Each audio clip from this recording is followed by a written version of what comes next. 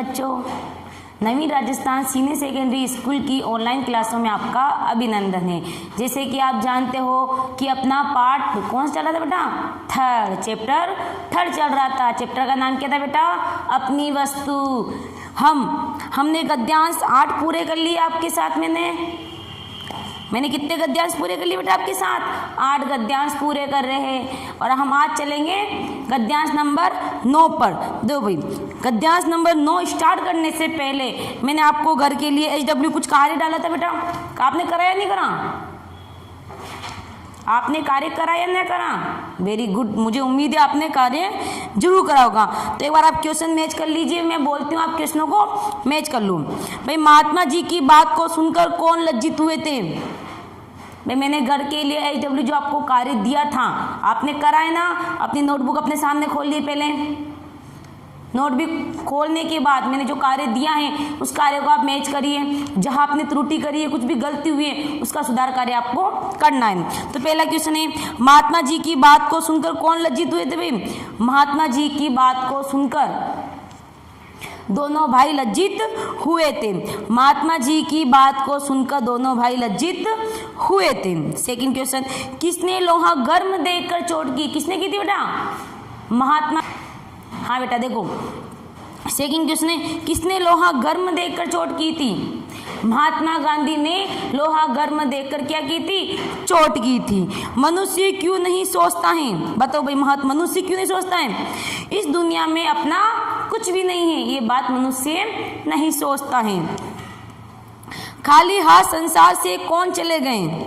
कौन चले गए? महान सम्राट, छत्रपति, राजा, महाराजा, वो सारे खाली हाथ ही चले गए। देखो बेटा, एक ध्यान रखना, इंसान खाली हाथ इस दुनिया में आता है और खाली हाथ इस दुनिया में जाता है। यानी इंसान अपने साथ न तो कुछ लाया है और ना ही कुछ लेकर जाने वाला है। यानी हम अपने साथ क्या ले जाएंगे? हमारे कर्म हमारे साथ ले जाएंगे। हम जो कार्य करेंगे, हमारे जो वीरतापूर्ण कार्य हैं, जो भी हम अच्छे कार्य करेंगे वो ही हम साथ ले जाएंगे। जैसे महाराणा प्रताप है, मोहनलाल सुखाड़िया है, महात्मा गांधी है, बहुत से बड़े बड़े नेता हैं, है ना। तो आज मान लो दुनिया में नहीं है, लेकिन आज भी हम उनके बारे में किताबों में पढ़ते हैं, अखबार में उनके बारे में पढ़ते हैं। क्यों पढ़ते हैं? क्योंकि उनके कार्य पढ़ते हैं। भाई, न तो वो जीवन में कुछ आए तब लेके आए, न गए तब कुछ लेके गए थे, लेकिन हम आज भी उनके बारे में पढ़ते हैं क्योंकि उन्होंने वीरतापूर्ण कार्य किया। ये पाठ हमें यही सिखाना चाह रहा है। हाँ, अब अपना गद्यांश चलेगा 9, गद्यांश नंबर 9, पाठ 3, अपनी वस्तु।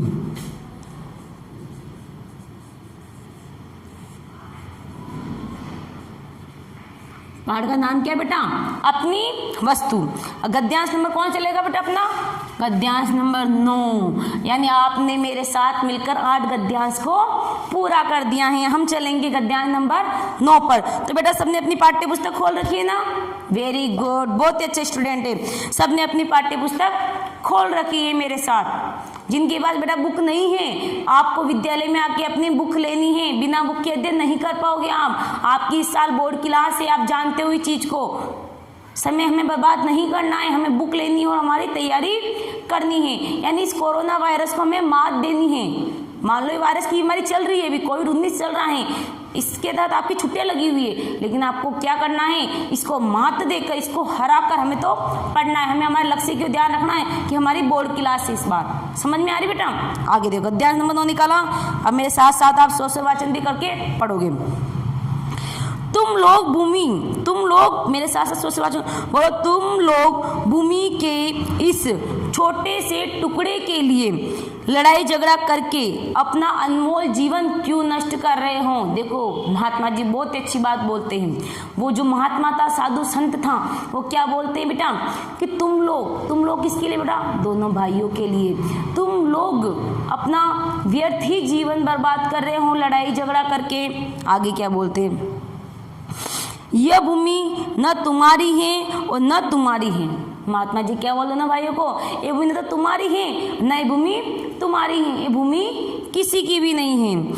भूमि ही क्या, संसार के जितने भी पदार्थ है। क्या कह रहा है महात्मा जी? बहुत ही अच्छी बात बोली है। भूमि को तो दूर की बात है, इस संसार में जितने ही पदार्थ है, भले सजीव हो निर्जीव हो, है ना, कुछ भी चीज हो, कुछ भी पदार्थ हो, वो किसी का भी नहीं है। यानी कोई भी व्यक्ति उन चीजों को अपने साथ नहीं लेकर जाएगा। आर बेटा कोई नहीं लेके जाएगा, ना हम ले गए, ना हमारे पूर्वज लेके गए, ना हमारे आने वाली संतान लेके जाएगी। धन संपत्ति है, मकान आदि, इनमें से कुछ भी तुम्हारा नहीं है। मैंने समझाया था मकान के बारे में, भूमि की बात समझा चुकी हूँ। आगे देखो, तुम्हारी अपनी वस्तु तो केवल भजन भक्ति और तुम्हारे अच्छे कर्म हैं। तुम्हारी वस्तु क्या है? जब मनुष्य मिट्टी में लीन हो जाता है, अंतिम अवस्था में होता है, तो वो अपने साथ कुछ नहीं ले जाता है, वो मात्र अपनी भक्ति भजन, अपने कर्म, अच्छे कर्म ही लेकर जाएगा, वो अपने अच्छे कर्म ही लेकर जाएगा। जो लोग परलोक के सगी साथी हैं, उंगली रखना बेटा, मैं जहाँ पढ़ रही हूँ, इससे तुम्हें किताब का वाचन करना आएगा, से सब कुछ तो यहाँ रह जाता है। अतएव आपस में लड़ने झगड़ने और मनुष्य जन्म के मूल्य को, मनुष्य जन्म का मूल्यवान समय है, उसको व्यर्थ नष्ट नहीं करना है। नष्ट करने की अपेक्षा जीवन को अच्छे कर्मों, नाम, सुमिरन, सुमिरन यानी ध्यान लगाओ, नाम यानी ईश्वर में ध्यान लगाओ, सुमिरन यानी क्या होगा बेटा? ध्यान लगाओ, ताकि तुम्हारा लोक परलोक सवर जाए। बहुत ही अच्छी बात बोल रहे बेटा महात्मा जी। महात्मा जी क्या बोल रहे? हमें हमारा ध्यान, हमारा मस्तिष्क हमें कहाँ लगाना है? अच्छे कर्म में लगाना है, भक्ति भजन के अंदर हमें लगाना है, क्योंकि ये चीजें न तो हमारे जन्म से आती हैं, न जन्म के बाद हमारे साथ जाएगी। जो हम इस शेषावस्था से लेकर मृत्यावस्था तक, प्रौढ़ावस्था तक हम जो भी कार्य करते हैं, इन अवस्था में हम जो अच्छे कर्म करते हैं, वो हमारे साथ रहेंगे। दोनों ने महात्मा जी के चरणों में गिरकर अपनी भूल के लिए क्षमा मांगी। क्षमा यानी क्या होगा बेटा? माफी मांगना, क्योंकि दोनों ही बहुत बड़े भ्रम में थे, बहुत बड़ी गलती में थे। तो दोनों भाइयों ने क्या कहा? महात्मा जी के चरणों में, चरणों में यानी पैरों में, उनके पैरों में अपने शीश झुकाए। उन्होंने क्या करी बेटा? माफी मांगी। उस दिन से सबके साथ प्रेम का व्यवहार करते हुए, अपने समय को भजन भक्ति में लगाते हुए अपना जन्म सफल करने लगे। देखो महात्मा जी की वाणी का उन पर कितना असर हुआ। महात्मा जी की वाणी का उन पर इतना असर हुआ कि वो उसी दिन से दोनों भाई प्यार से भी रहने लगे और भक्ति भजन भी करने लगे। आ रहा बेटे सुनने? वो क्या करने लगे? भक्ति भजन में लीन होने लगे, अच्छे कर्मों की ओर प्रेरित हो गए। हाँ बेटा, एक गद्यांश आपको समझ में आ गया सबको? Very good. इसका क्या करना है? 3-4 बार स्वर वाचन करना है। जिन बच्चों को बुक नहीं पढ़ना आती है, इसके माध्यम से वो पढ़ना सीख जाएंगे। तो देखो इसके कुछ शब्दार्थ है जो मैं आपको इधर लिख लो शब्दार्थ।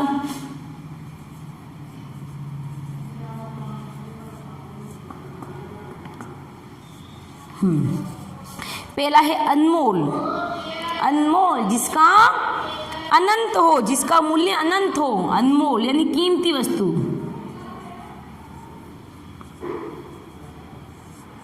अनमोल यानी जिसका मूल्य अनंत हो।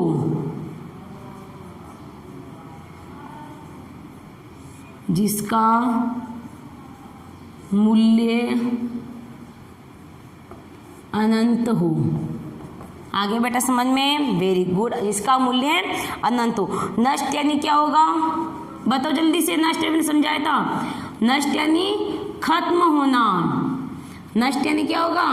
खत्म होना, या कोई वस्तु समाप्त हो जाना। नष्ट हो रही है यानी वो वस्तु क्या हो रही है? खत्म हो रही है, समाप्त हो रही है। लोक, लोक यानी क्या होगा? संसार। लोक यानी क्या होगा? संसार। लोक यानी संसार। परलोक यानी दूसरा लोक।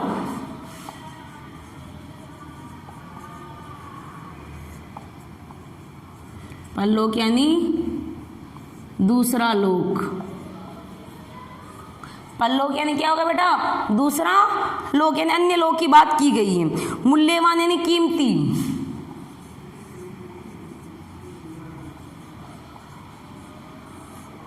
मूल्यवान यानी क्या होगा बेटा? कीमती। कोई वस्तु बहुत कीमती होती है, जैसे सोने जवाहरात, सोने चांदी बहुत कीमती होते हैं, वैसे ही मूल्यवान वस्तु की बात कही गई है। भक्ति यानी ईश्वर पूजा। भक्ति का अर्थ क्या होगा बेटा? ईश्वर पूजा।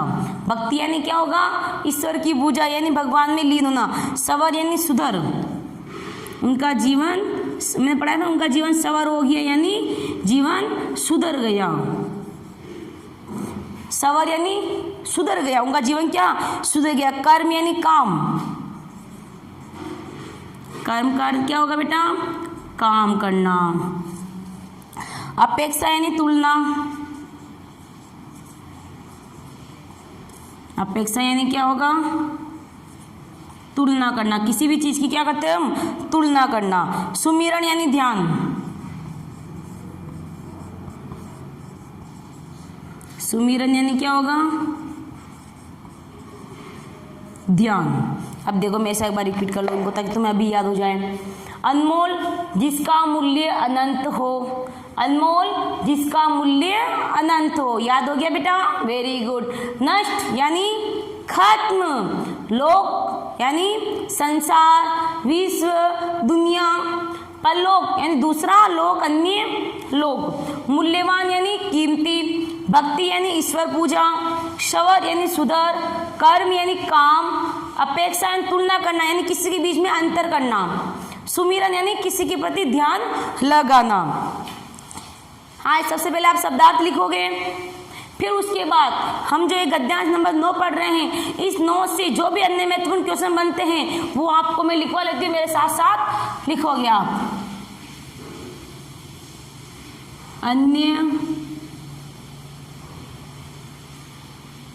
अन्य महत्वपूर्ण प्रश्न।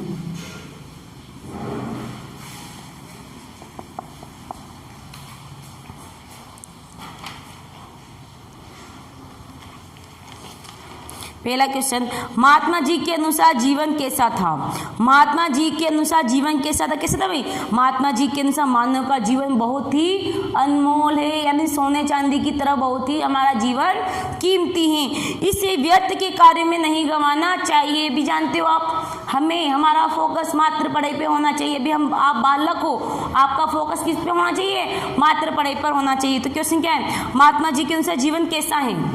लिखो मेरे साथ साथ बेटा। पहले आपको शब्दार्थ करने हैं, उसके बाद अन्य महत्वपूर्ण क्वेश्चन करने हैं। तो लिखो,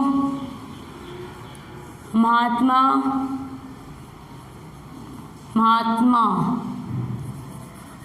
जी के अनुसार जीवन कैसा था? महात्मा जी के अनुसार जीवन कैसे? लिखो फिर, महात्मा जी के अनुसार जीवन कैसा था? कैसा था बेटा? महात्मा जी के अनुसार, यानी महात्मा जी ने जीवन की क्या परिभाषा बताई है दोनों भाइयों को, यानी महात्मा जी ने जीवन की जो परिभाषा बताई है उसके बारे में हम चर्चा करेंगे। तो महात्मा जी के अनुसार जीवन कैसा था? महात्मा जी के अनुसार जीवन अनमोल था। क्या लिखोगे?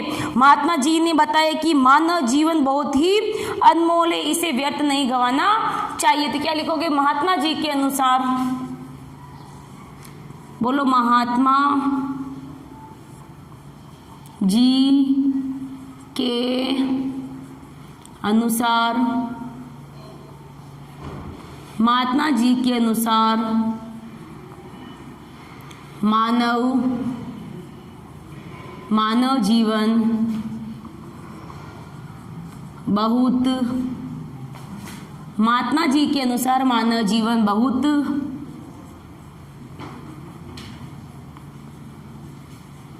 महात्मा जी के अनुसार मानव जीवन बहुत अनमोल है, इसे व्यर्थ नहीं गंवाना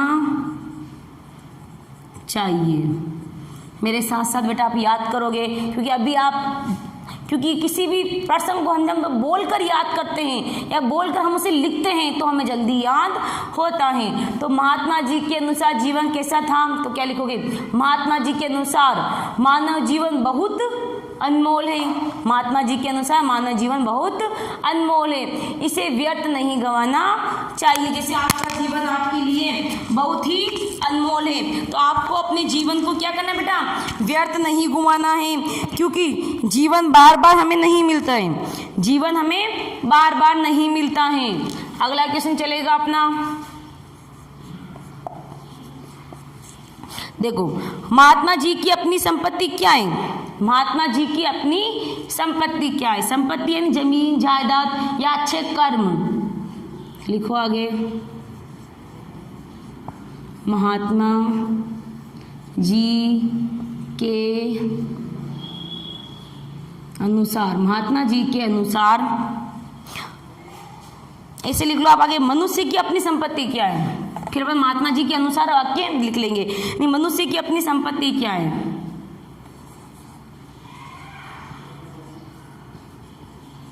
मनुष्य की अपनी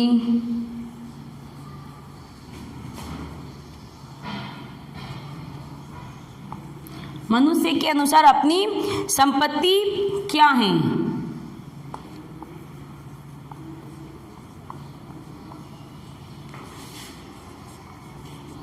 तो आप क्या लिखोगे बेटा, देखो सुनना मेरे साथ साथ। मनुष्य की अपनी संपत्ति अच्छे कर्म और भगवान का भजन व भक्ति है। मनुष्य के अनुसार अपनी संपत्ति अच्छे कर्म व भजन भक्ति है। तो क्या लिखोगे,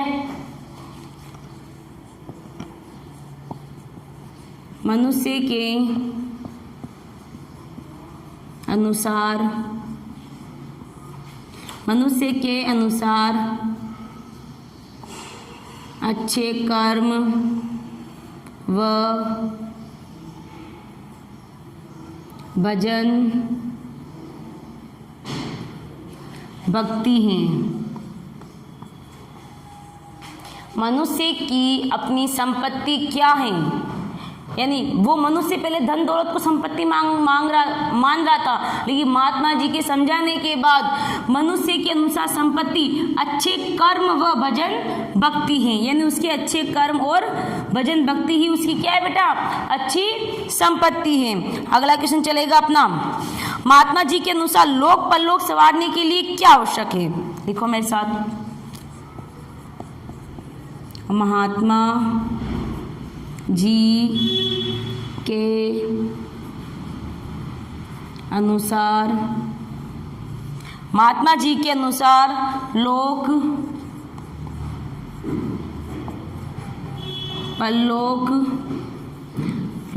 परलोक संवारने के लिए क्या आवश्यक है, संवारने के लिए क्या आवश्यक है, यानी अपने लोक को, यानी हम अभी किस लोक में हैं, पृथ्वी लोक में हैं, तो हम इस जीवन को संवारने के लिए हमारे लिए क्या आवश्यक है। तो क्या लिखोगे, लोक परलोक संवारने के लिए मनुष्य को अपना समय, अपना नाम सुमिरन यानी ध्यान में लगाना और अच्छे कर्म में लगाने से है, अच्छे कर्मों में लगाना है। लोक परलोक, लोक परलोक संवारने के लिए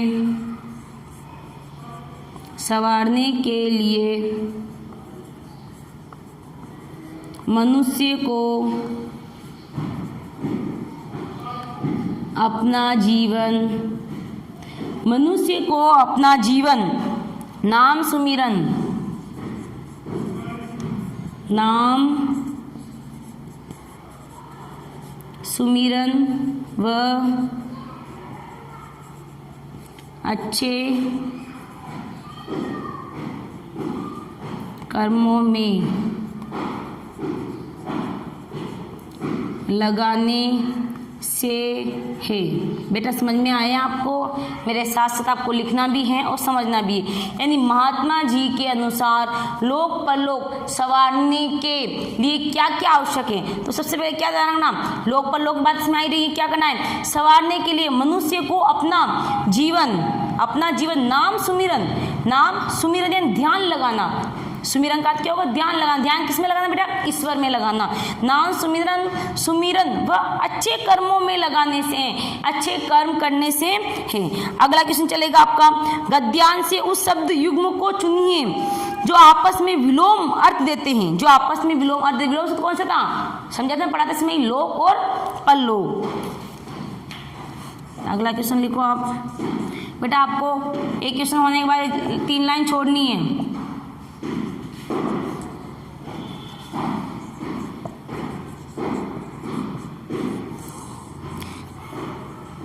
गद्यांश से उस युग्म को छांटकर लिखिए जो विलोम का अर्थ देता है। जो विलोम का अर्थ देता है क्या होगा बेटा? लोक और पल्लू। यानी लोक का विलोम शब्द क्या होगा? पल्लोक। क्या होगा बेटा? पल्लोक। तो बेटा आज की क्लास में आपको सब समझ में आ गया? मैंने आपको समझाया जो भाई, मैंने गद्यांश 9 आपको समझाए हैं, वो आपको समझ में आ गया क्या? अगर आ गया है तो आपको क्या करना है? मैंने गद्यांश 9 करा दिए। आज अपना ये पाठ पूरा हो चुका है। अब इस पाठ के अपने क्वेश्चन आंसर रह गए हैं, जो पाठ्य पुस्तक के क्वेश्चन आंसर रह गए हैं वो मैं आपको अगली क्लास में कराऊंगी। तो आपको क्या करना है? जो मैंने आपको कार्य दिया है उसको याद करके मेरे साथ टेस्ट देने के लिए तैयार रहना है। इसी के साथ आज मेरी क्लास समाप्त होती है।